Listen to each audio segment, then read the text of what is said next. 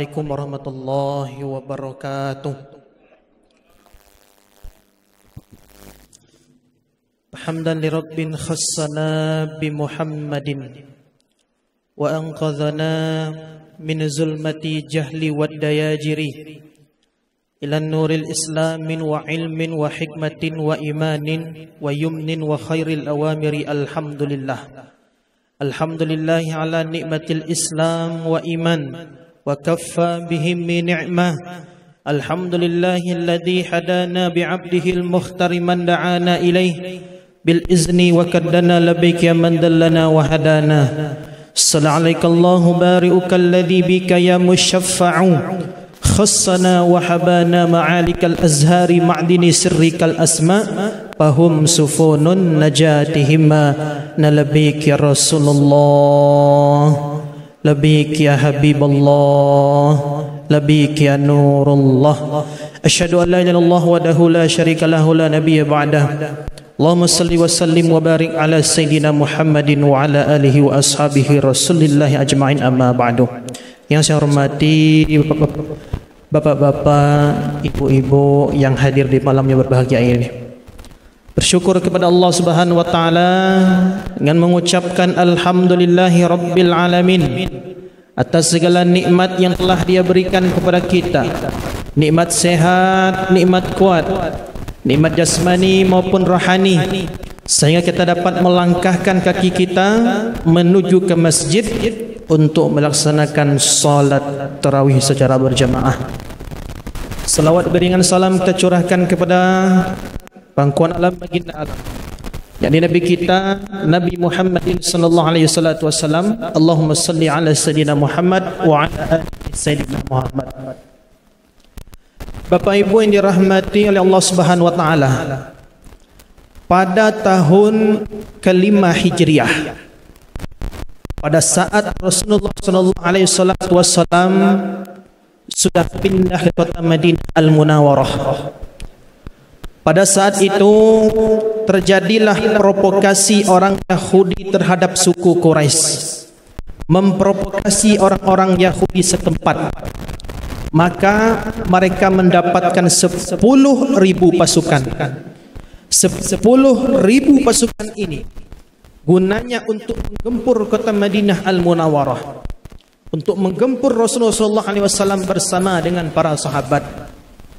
Maka perperangan pada saat itu disebut dengan perperangan Khandaq. Kenapa disebut dengan perperangan Khandaq? Karena Rasulullah SAW membuat cara strategi bertahan dengan cara menggali lubang parit. Maka di saat pertempuran itu Rasulullah SAW memiliki seorang sahabat yang bernama Sa'ad bin Mu'az. Sa'ad bin Mu'az pada saat itu terluka parah. Beliau adalah pimpinan kaum Al-Ansar pada saat itu.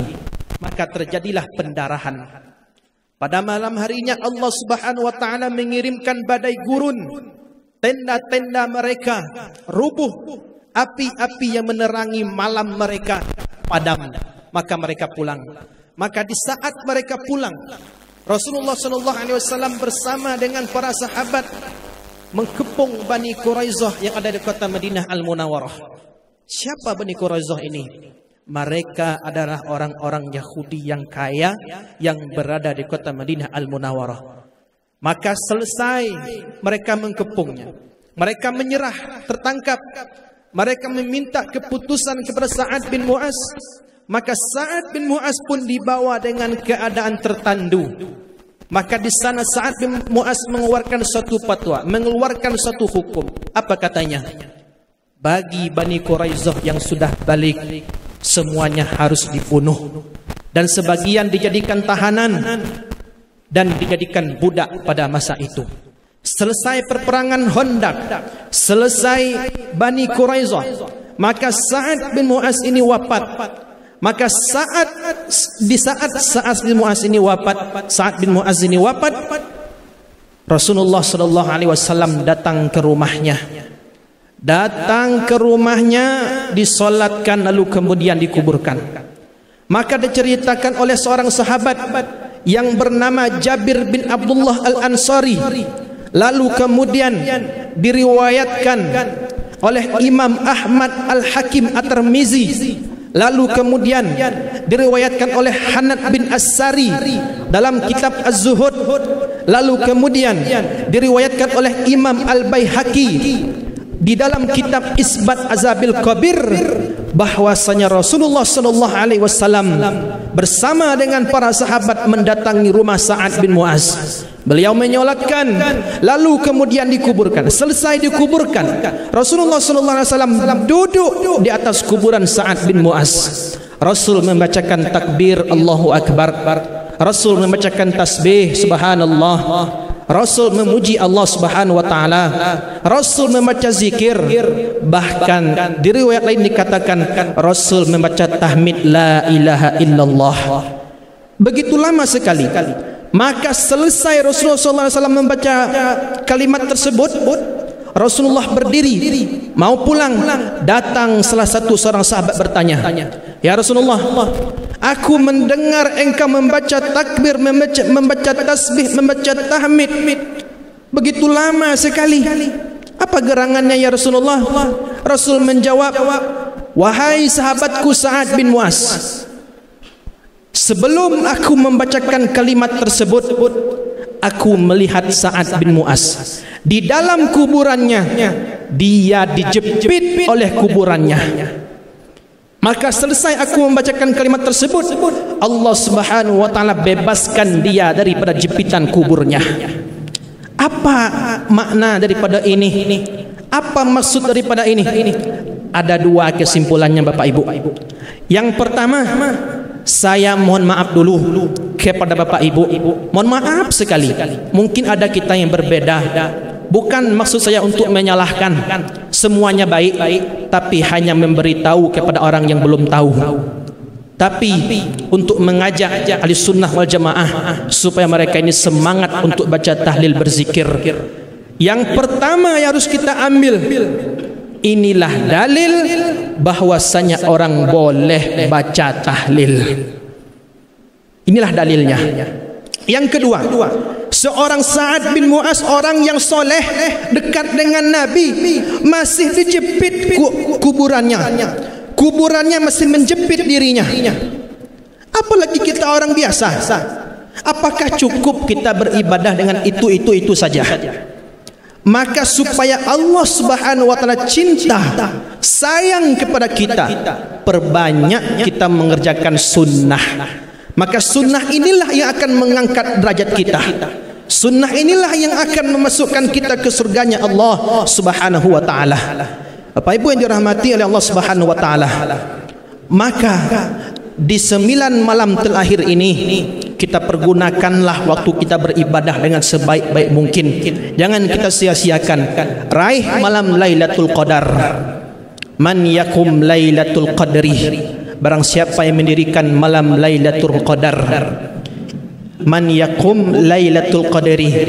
Barang siapa yang mendirikan Lailatul Qadar imanan wa ihtisaban, dengan keimanan dan keikhlasan, ghafira lahu ma taqaddama min zambih, maka Allah Subhanahu wa taala akan mengampuni dosanya yang lalu. Kita raih malam Lailatul Qadar. Perbanyak kita beribadah kepada Allah Subhanahu wa taala.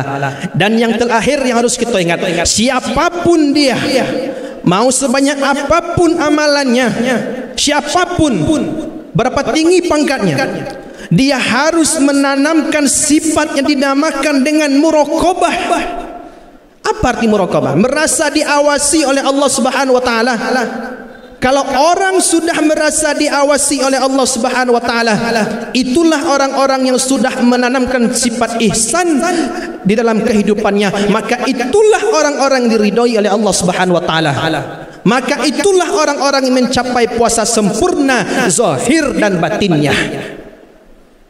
Para ulama menyebutkan, fal yuqim ala babi qalbih, maka hendaklah seseorang mendirikan pada pintu hatinya ijaban minal muraqabah yamna'uha minad dukhul ilaiha, agar seseorang yang ingin menata hatinya, membersihkan hatinya, maka hendaklah dia meletakkan hijab yang bernama muraqabah, merasa diawasi oleh Allah Subhanahu wa taala.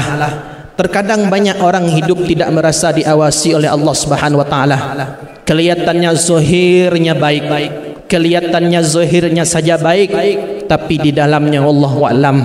Maka daripada itu, supaya Allah cinta dan sayang kepada kita, mari kita bersama-sama tanamkan sifat muraqabah di hati kita, selalu merasa diawasi oleh Allah Subhanahu wa taala. Mungkin itulah poinnya pada malam hari ini. Yang pertama tadi, perbanyak kita daripada zikir, perbanyak daripada membaca Al-Quran, perbanyak daripada membaca tahmid, tahlil, la ilaha illallah. Maka kita harus ingat, kalimat yang kita baca inilah yang akan menolong kita di kuburan nanti. Orang yang sudah wafat butuh doa orang yang hidup. Kalimat yang kita baca itulah yang akan melapangkan kuburan kita. Zikir yang kita lantunkan, yang kita lapaskan, itulah yang akan melapangkan kuburan kita. Itulah yang akan mendinginkan kuburan kita nantinya. Bapak Ibu yang dirahmati oleh Allah Subhanahu wa taala, maka selagi Allah berikan kesempatan kepada kita untuk berzikir, untuk bertahmid, untuk tasbih, jangan kita sia-siakan. Orang-orang yang mengucapkan kalimat la ilaha illallah, maka riwayat mengatakan kalau ditimbang pahalanya lebih berat daripada langit dan bumi pahala orang yang mengucapkan la ilaha illallah. Maka kalau orang-orang yang sudah mengerjakan semuanya ini tadi, seperti yang saya katakan, maka dia dituntun oleh Allah. Kalau dia dituntun oleh Allah Subhanahu wa taala, di saat dia sakratul maut, berhasillah dia mengucapkan kalimat la ilaha illallah. Cukup sekian Bapak Ibu, terima kasih atas segala perhatiannya, mohon maaf atas segala kesalahannya. Wallahu muwaffiq ila aqwamit thoriq. Assalamualaikum warahmatullahi wabarakatuh.